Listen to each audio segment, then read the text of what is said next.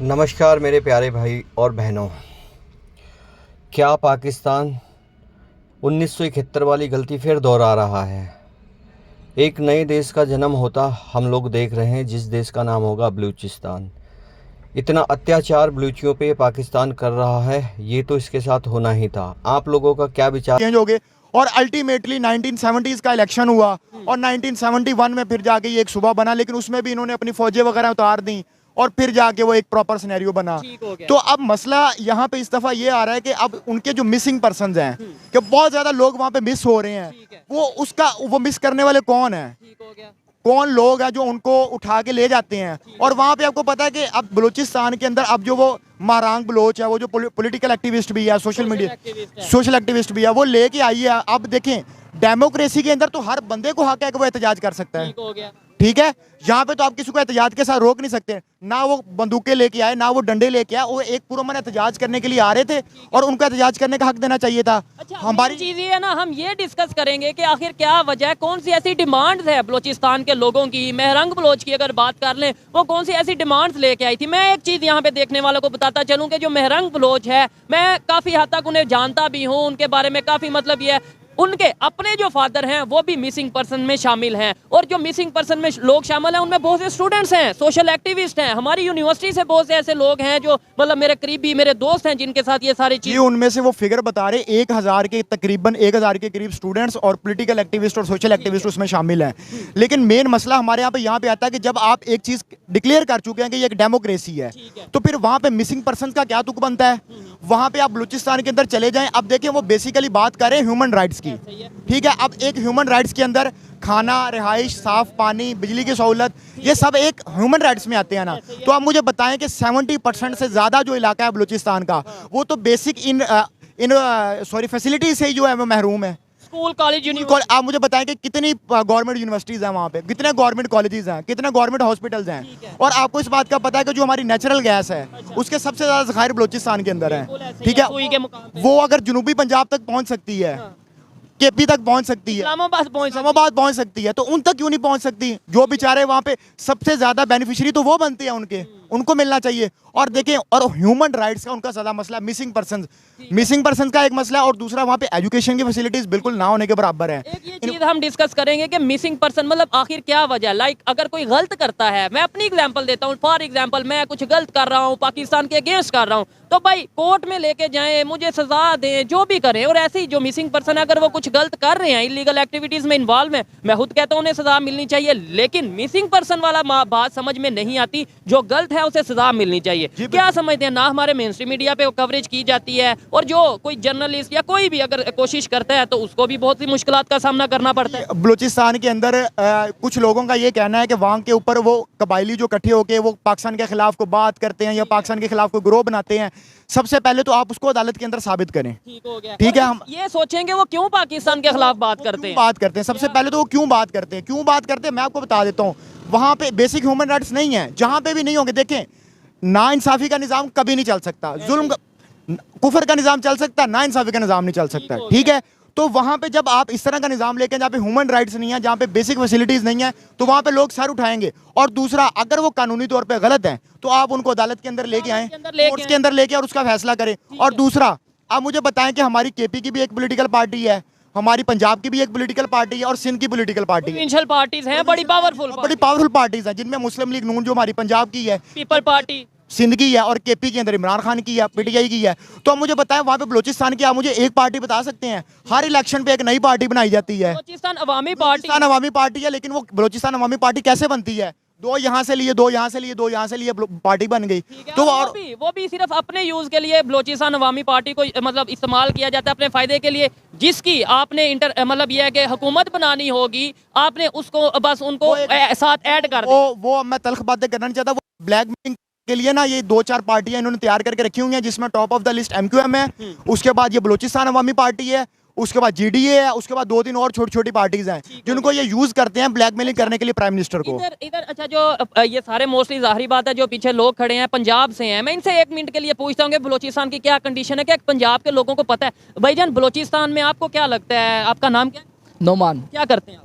मैं स्टूडेंट हूँ। स्टूडेंट हैं, फिर तो जाहिर बात है बलोचिस्तान का जानते होंगे, क्या सिचुएशन है? बड़ी अच्छे वहाँ पे राइट्स वगैरह या क्या कंडीशन है? नहीं, जो बलूचिस्तान को देखे, हम तो जैसे जब से बड़े हुए हैं तो बलूचिस्तान को हमेशा ऐसे शो करवाया गया है कि बहुत ज़्यादा ड्राई इलाका हो, जैसे ठीक है, मतलब ना उसके बारे में जो है हमें ये कोई कहता है कि आप वहाँ जाएं, ठीक है, कुछ ऐसी चीज़ें कुछ भी नहीं आया जाता है। मैं ओपनली बताता हूँ कि भाई जो पंजाब से वहाँ पे पंजाबी जाते हैं उन्हें जी मार दिया जाता है, बिल्कुल, और उसकी रीजन क्या है? क्या क्यों नफरत? अब हमें ये कहते हैं जी वहाँ पे जो कुछ तबका है वहाँ जाएंगे वो बस में से निकाल के मार देते हैं, ठीक है, वहाँ मत जाओ, ये मत करो, वो मत करो।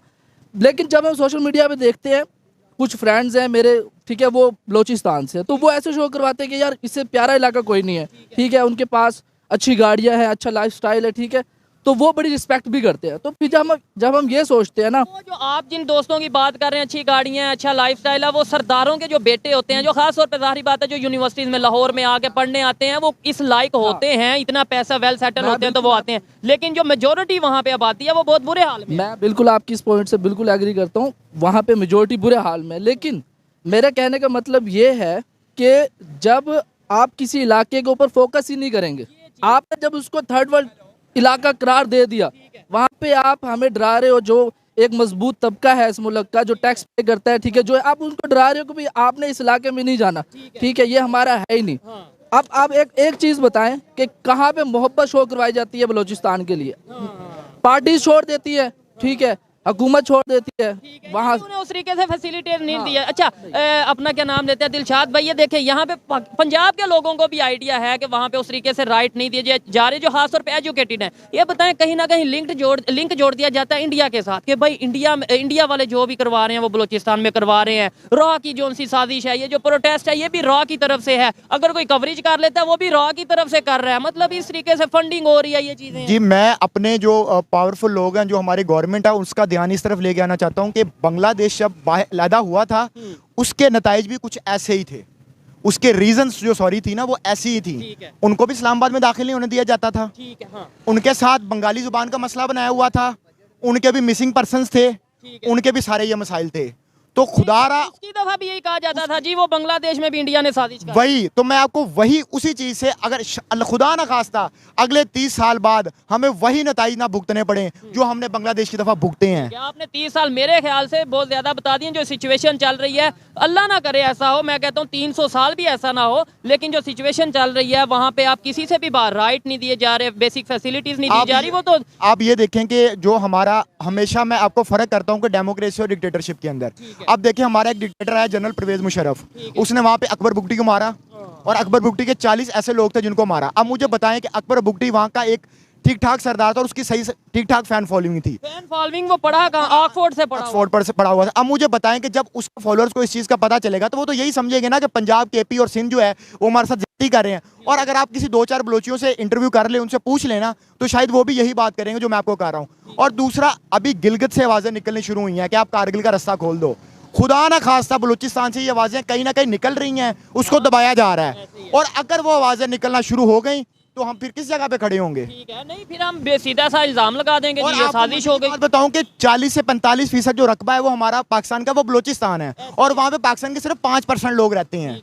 क्यों 5% लोग रहते हैं? पाकिस्तान का जो टोटल एरिया उसमें से ऑलमोस्ट 45%, जो 45% एरिया वो बलूचिस्तान का है। का है। और हमारे यहाँ वहाँ पे पूरे पाकिस्तान की सिर्फ 5% पॉपुलेशन उधर रह रही है। क्यों रह रही है 5% पॉपुलेशन? क्योंकि वहाँ पे बेसिक फैसिलिटीज नहीं है जो कि इंसानों के रहने के लिए जरूरी होता है। तो इस वजह से अभी मैं हमारे जो हुक्मरान है, जो हमारे गवर्नमेंट के इदारे हैं, हम उनको सिर्फ यही कहता हूँ कि अभी होश के नाखून ले लें। ये ना हो कि 25 से 30 साल बाद खुदा ना खास्ता कभी ऐसा हो।